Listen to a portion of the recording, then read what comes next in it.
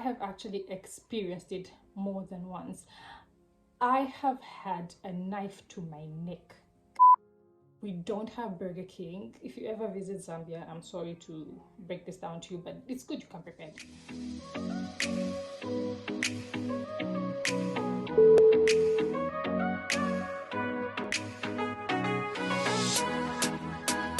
Hiya, good lovers and friends. I'm Audrey, and welcome to my YouTube channel. If this is your first time, welcome. I hope you stick around.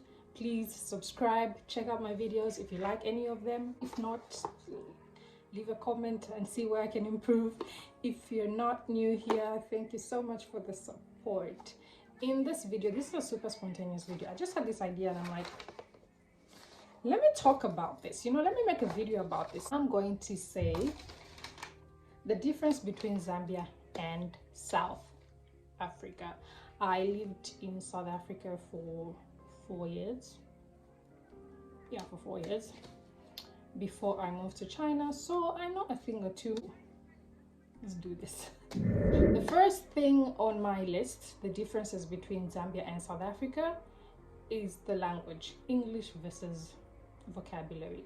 In South Africa, they use their local languages so much. You can see this from their music, from their movies, anything. South Africans use their language so much.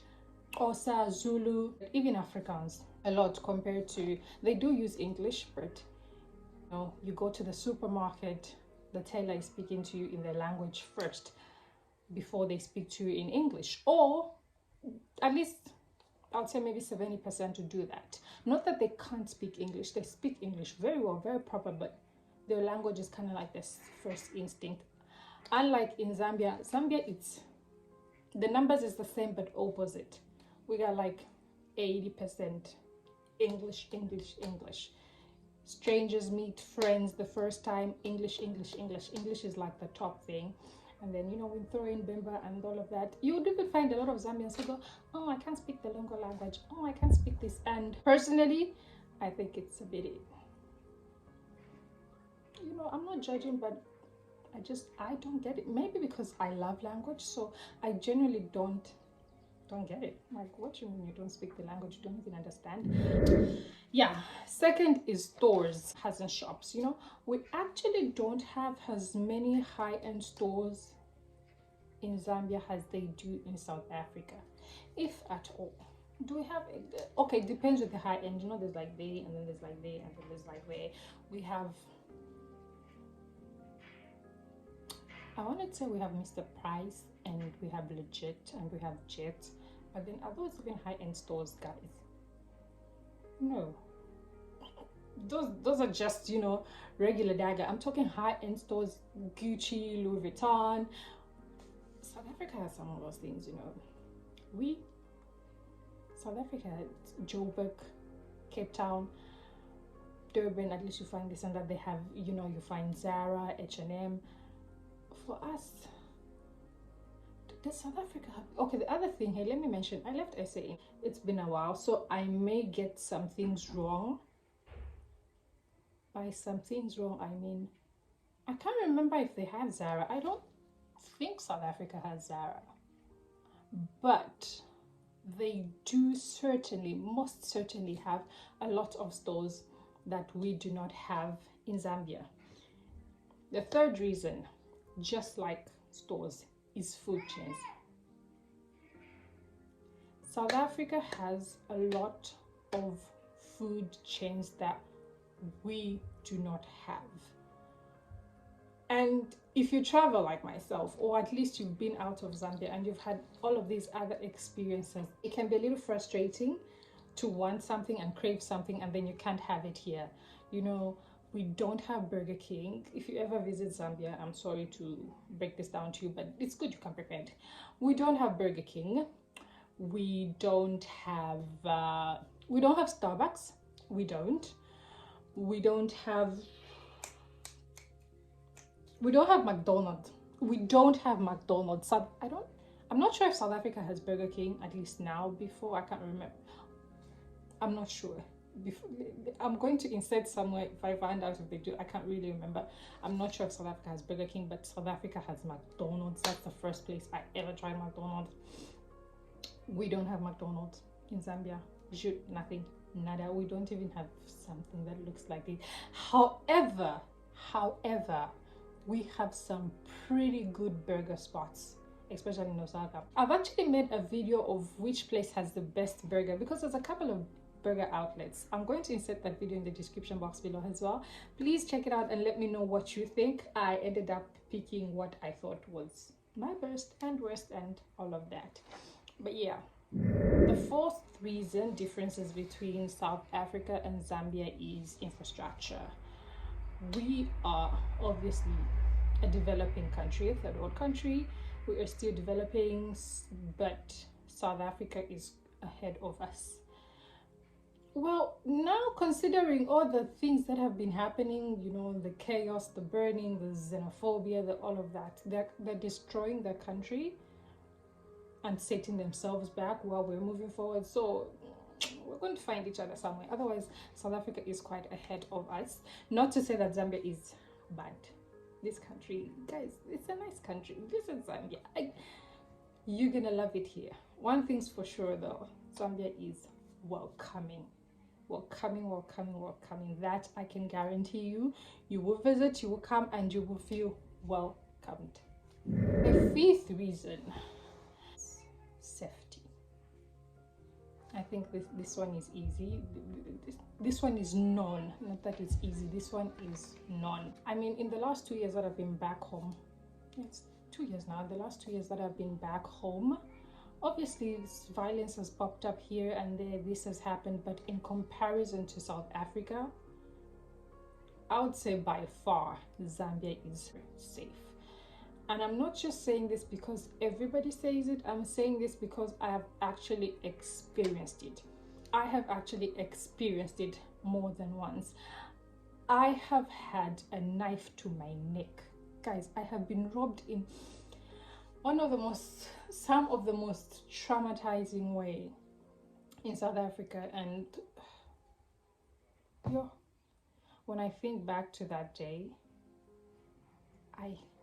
it's one of the times in my life I remember I literally cried. I had a complete breakdown.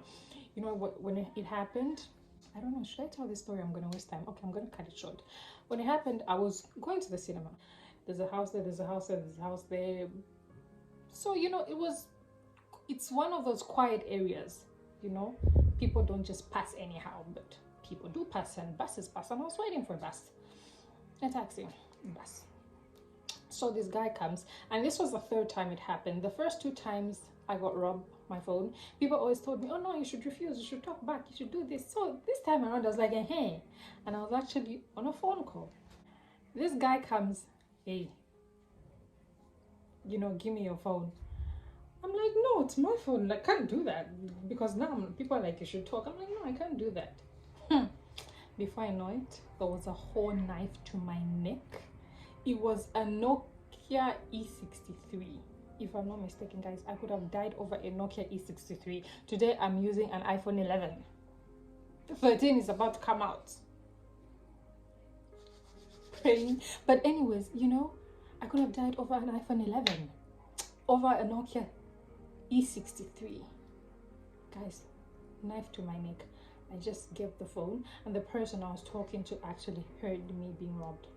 So he started walking away. I was there kind of shivering, trying to walk the other direction, and then another man popped up. I don't even know where he popped up from. He's like, you're shaking, you're scared, what's wrong? I'm like, I've just been robbed, knife, all of this. He directed me to the nearest police station. There was literally a police station like around the corner. He rushed me there. He left me there. I spoke to the police. They're like, oh no, what happened? So we got on a car to patrol the area. Guys, we patrolled. We didn't see this person. It's like disappeared. So the policeman was like, where do I drop you off? You know, where do I take you? I decided, take me to my friend's place, the one I was talking to. My friend's place. Guys, when I just reached his apartment, before I even just outside. He was coming out because, you know, he heard me getting robbed, so he's like, okay, maybe something is wrong, something else went wrong.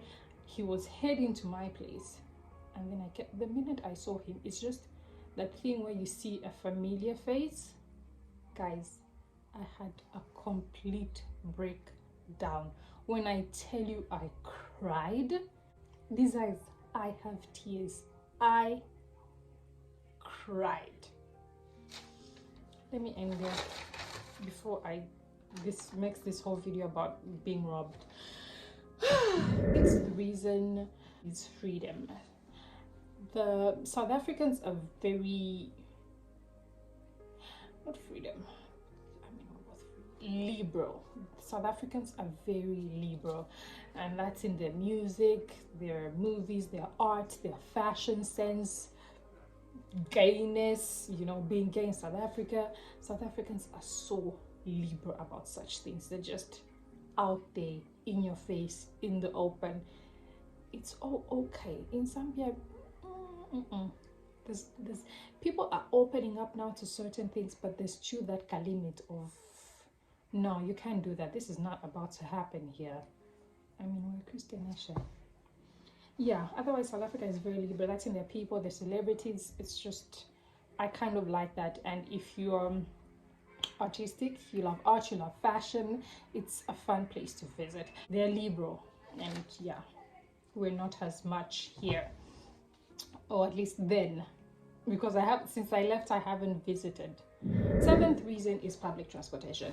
Public transportation in South Africa is, I'm gonna say it's somewhat better. Okay, it's better than here. I made a video about public transportation in Zambia. You should check that out and see what I mean. When I say it's better in South Africa, they have a bus system that stops at particular places, you know, like in China, you know, the bus system where there's a bus thing, it's where it's going to stop. It's not the minibus where it's just going to stop anywhere in the traffic lights. I mean, South Africa also has that system of the minibuses that stop anyhow, drive anyhow, you know, bus drivers and taxi drivers, it's like they're given lessons of how to behave. So they have that system, but they also have a bus system, you know, it goes a certain route, it stops at particular places, it moves at particular time, so you know, okay, it's moving every 15 minutes. I missed it at 8:30, I'm gonna catch it at 8:45. So because of that particularly, I really think they have a better transportation system as we do. Also, at the time I lived there in Durban, you could pay, like, it was almost like a fixed amount from South Beach to town, North Beach to town, whether you've gotten on from North Beach or South Beach up to the market or in between.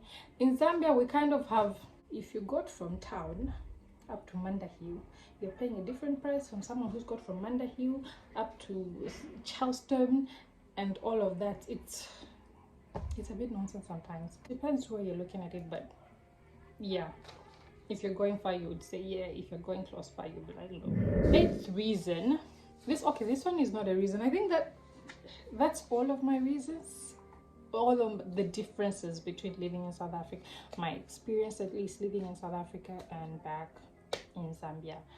Otherwise, what I'm going to say is every place has advantages and disadvantages, pros and cons. Just, you know, pick your poison, what you can deal with. So with all the differences and everything in South Africa, the robbing, with all the robbing, I still had some of my best experiences there. I have some of my best memories there. This is a small thing, there are bigger things. What I'm trying to say is every place has positive and negative. And now there's a baby in the background. I don't know if you guys can hear that, but I'm sorry if you can. Otherwise, this is the end of this video. Thank you for watching.